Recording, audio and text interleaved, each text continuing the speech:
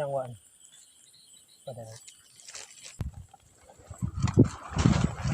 เป็นได้บ่ต้นแซ่บอยู่บ่ซีมือบ่สำรองแซ่บอยู่โป้ให้เลยว้าแต่เพิ่นว่ายกโป้ให้ทุกคนถือว่าบ่สำรองก็เฮ็ดกินผ่านอยู่เนาะกราบทักทายสบายดีเนาะทุกคนยินดีต้อนรับเข้าสู่ช่องบ่าวสำรองบ้านป่าคือทางมื้อนี้บ่าวสำรองได้มาใช้ชีวิตอยู่ป่าแล้วก็อยู่แคมป์น้ำสิว่าอยู่ในป่าโดยตรงก็บ่แม่นทุกคนเพราะว่าอยู่ไกลเดินเนาะเดินน้ำนี่เนาะสิมาใช้ชีวิตอยู่นี่1คืนทุกคนว่าสิมาใส่เบ็ดเนาะบ่ฮู้ว่าสิเป็นจังได๋ก็โปรดติดตามชม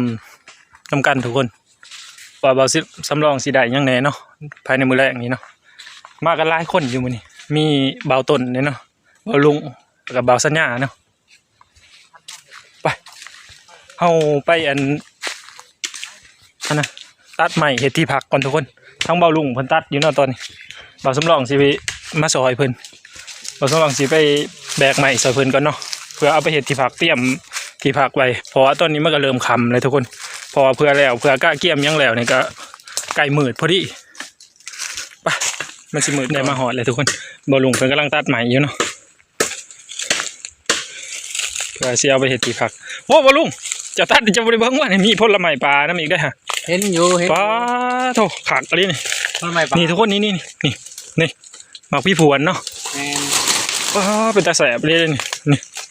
เบิ่งกินเบิ่งเป็นสียังก่อนหมากผลไม้ปลาอันชนิดนี้นึกว่ามันสิออกสีแดงๆรสชาติหวานๆจังหน่อยเลยแต่ตอนดิบมันสิฝาดๆจังหน่อยทุก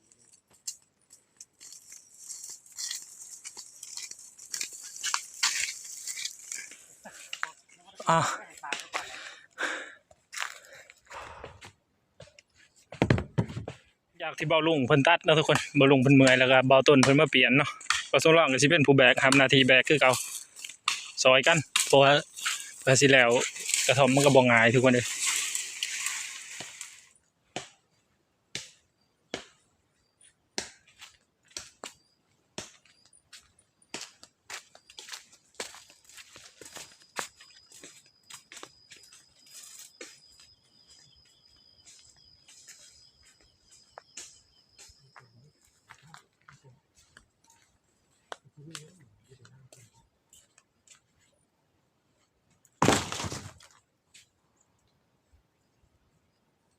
หลังจากที่ตัดมาโดนเติบทุกคนได้ครบแล้วเนาะเพราะเศษแบบล้างทรงกล้วยทุกคนแบบว่าสิให้เป็นสั้นทางกลางอะไรเนาะ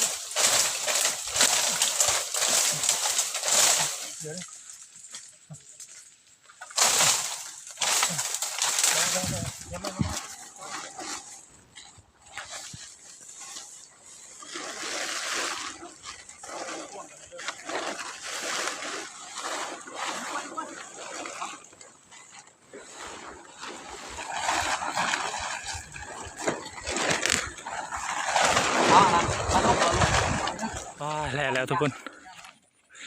ที่พักมื้อแรกของเขาเนาะเริ่มแต่ตอนนี้นี่แหละเนาะบ่ฮู้ว่ามันสิหับน้ำหนักหรือว่าหับพ้นหับอีหยังใดเท่าใดเนาะทุกคนเพราะว่าเป็นที่พักชั่วคราวเนาะมีแต่วันนี้เฮาก็สิไปอีหยังก็บ่ซั่นเนี่ยปักเบ็ดไปปักเบ็ดบ่เฮาสิไปปักเบ็ดไว้ทุกคนบัดนี้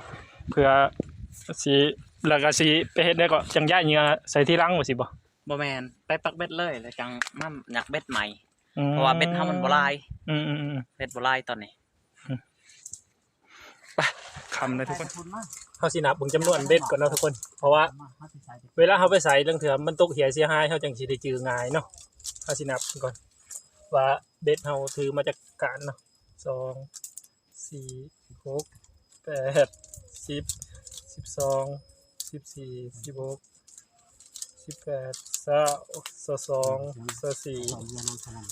26 28 30 32 34 35ลังทุกคนเหยื่อของเรามื้อนี้ก็คือ ขี่กระเดือนหรือว่าใส่เดือนอะไรทุกคนเสียเอาไปใส่เนาะเพราะว่าหาบ่ได้พวกเขียดเนาะทางบ่าวสำรองกับบ่าวต้นก็สิได้ขึ้นเรือเนาะทุกคนสิได้ไปใส่ทางลังของบ่าวสำรองไปเลยเนาะหมุงปลาเลี้ยวเห็นพุ่นแหละทุกคนใส่จากพุ่นไปเนาะแถวคณะพุ่นแหละ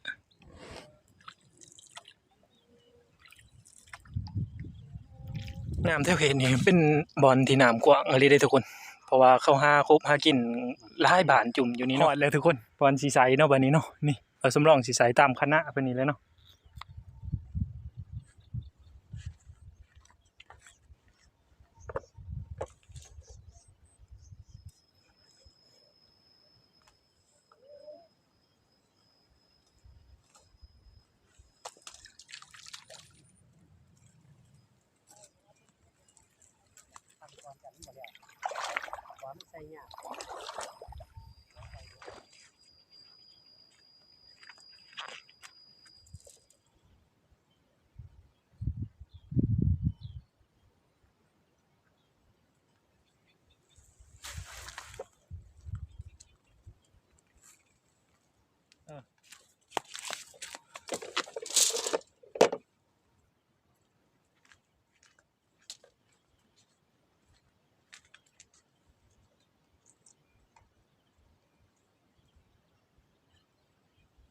ทางตัวนี้บ่าวสำรองใส่เป็นเหยื่อกระปูนะทุกคนเนาะ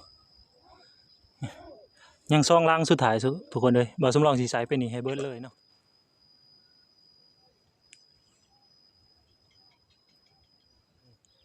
ล่างสุดท้ายจะใส่อย่างนี้เนาะทุกคน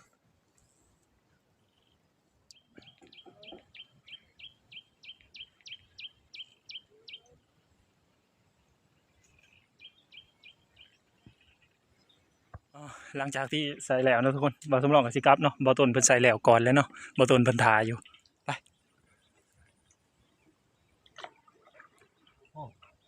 เริ่มหลับขอบฝาลงเลยทุกคนมาใส่เบ็ดแบบนี้บ่าวสำรองคือเห็นตอนบ่าวสำรองยังน้อยเนาะทุกคนตอนนั้นบ่าวสำรองไปเฮ็ดหน้าอยู่ทงบันดอนเนาะกับพ่อแม่นี่แหละไปเฮ็ดเนาะบ่าวสำรองยังน้อยแล้วพอว่าให้ไปใส่เบ็ดตอนนั้นบ่าวสำรองใส่เบ็ดกระปูทุกคนเบ็ดกระปูเหยื่อกระปูเนาะกระปูน้อย มาของกอง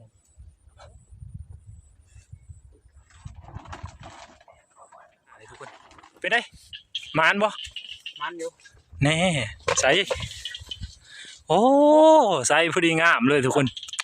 ว่าสัญญาเพิ่นมานแต่หัวค่ำหลังจากที่ใส่เบ็ดแล้วเฮาก็สิเกี่ยมที่พักไว้ก่อนเนาะทุกคนเพราะว่าตอนนี้มันเริ่มมืดแล้วทุกคนแล้วหลังจากเฮ็ดที่พักแล้วนี่บ่สำรองก็สิกลับไปย่ำไปอีกทุกคนเลยถือว่าตะเว้นคอยคำลงแรงเลยทุกคนล้างแหลกทุกคนเลยเริ่มติ้งเลยเนาะบ่สำรองสิเข้าไปเบิ่งบ่ฮู้ว่าสิเป็นหยังเป็นกระปูบ่หรือเป็นหยังก็ไปลุ้นกันทุกคนล้างทำอิฐเลยนี่เนาะบ่สำรองเฮาก็มาฮอดโอ้ยกระปูทุกคนเลยที่ย่ำมาทุกคนได้แต่เหงื่อร้อนซื่อๆเนาะสงสัยกระปูนี่แหละเนาะการหากินทุกคนหากินทำตามธรรมชาติเนาะมันก็มีบาดม่านแหน่บ่ม่านแหน่อะไรเนาะเฮาสิไปขาดวังอีหยังหลายก็บ่ได้เนาะไปลุ้นล้างต่อไปอีกทุกคนย่ำแล้วล่ะทุกคนบัดนี้มีแต่เฮาสิกลับที่พักเนาะไปเบิ่งบ่าวสัญญากับบ่าวลุงว่าเพิ่นได้เท่าใดเนาะว่าเพิ่นได้จักโตเพิ่นมานจักโตได้บ่ลุงมานอยู่บ่เจ้า มันอยู่ จักโตแหละ ตัวหนึ่งก็บ่ใหญ่หรอกนี่ ป้าทุกคนบ่ลุงเพิ่นได้เนาะนี่โอ้โตบักใหญ่นึงเนาะโอ้ ประมาณปานใดประมาณปานใด โอ้เราบ่มานเนาะแต่เราได้ตัวบักใหญ่นึงมาถามบ่าวสัญญาเพิ่นไปได้บ่าวสัญญามานอยู่บ่เจ้า มันปลานิ่นตัวหนึ่ง ปลานิน แม่น โอ้ ตัว ลง ให บ่ ญ่ปานใดซำนี้พอตัวหนึ่งหั่นแหละ เออ พอดีต้มส้มตัวแรงมาสำรองเลย เออ กองพื้นกองไผ่อยู่ อันย่ำมาแล้วอันย่ำเบ็ดมารอบหนึ่งเนาะทุกคนเนาะคือว่าทีมงานของพวกเรากับมานเติบทุกคนนี่นี่แต่ใส่พอดีงามเลยทุกคนนี่เนาะอาสิคัวกินตอนแรกนี่เลยเนาะ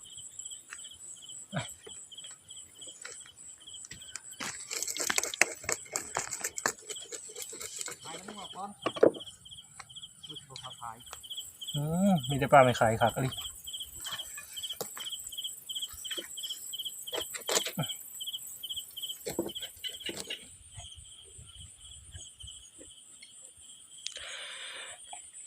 สำหรับเฮาล้างแล้วเนาะทุกคนเนาะน้ำสระน้ำนองน้ำเดินนี่เนาะเฮาสิบ่ได้เอาต้มเนาะทุกคนเนาะเฮาสิไปเอาน้ำกินพุ่นเลยเนาะสำหรับคั่วซื่อๆเนาะสำหรับล้างเล็กน้อยซื่อๆแล้วเฮาสิเอาไปเอาน้ำกินนี่ล้างอีกเทื่อนึงเนาะ พ่อ เดี๋ยวเบิ่งเฮาสิล้างอีกเทื่อนึง ล้างเทิง แม่นบ่ตัวนั้นมันเป็นน้ำเดินน้ำนึง เขาจะว่านำเดินนี่แสบไต อีหลีบ่ แม่น เดี๋ยวเฮาสิล้างออก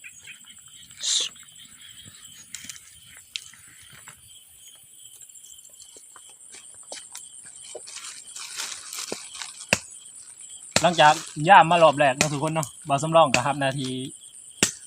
คั่วกินมื้อนี้เนาะนี่สูตรเด็ดของบ่สำรองดับข้าวเนาะทุกคนเนาะใบสีไข่เนาะแป้งนัวทุกคนหรือว่าผงชูรสเนาะสูตรลัดความแสบเนาะใส่น้อยแสบน้อยใส่หลายแสบหลายทุกคนเลย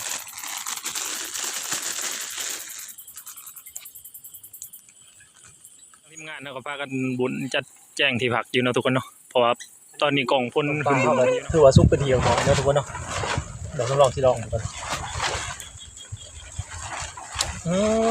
ผักอะไรทุกคนแสบผักอะไรเนาะ